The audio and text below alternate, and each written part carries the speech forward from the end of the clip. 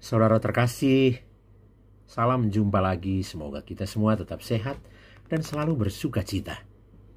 Dalam renungan Lentera Jiwa kali ini, saya mengajak kita semua untuk merenungkan bersama tentang satu kisah ini. Saya beri judul, Jangan Berdebat dengan Keledai. Sama saudara terkasih, suatu ketika keledai berkata kepada harimau, rumputnya berwarna biru. Lalu harimau itu menjawab dalam keadaan bingung, tidak, rumput itu selalu hijau. Diskusi akhirnya memanas dan keduanya memutuskan untuk menyerahkan masalah itu ke pihak ketiga yang netral. Dan untuk itu keduanya pergi menemui singa, sang raja hutan.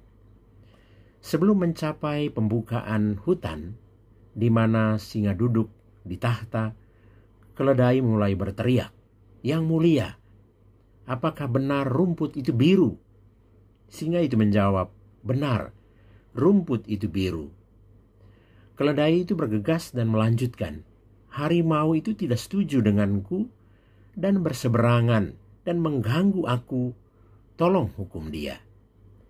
Singa, sang raja, kemudian menyatakan harimau akan dihukum 5 tahun diam. Keledai itu melompat ke girangan dan melanjutkan perjalanannya. Dia puas dan mengulangi, rumputnya biru. Harimau menerima hukuman, tetapi sebelum itu ia bertanya pada singa, "Yang mulia, mengapa engkau menghukumku? Semua tahu kalau rumput itu warnanya hijau. Mana ada rumput yang berwarna biru?" Singa itu menjawab, "Ternyata rumputnya hijau." Harimau itu bertanya lagi, "Jadi mengapa kau menghukumku?" Singa itu menjawab, "Itu tidak ada hubungannya dengan pertanyaan apakah rumput itu biru atau hijau.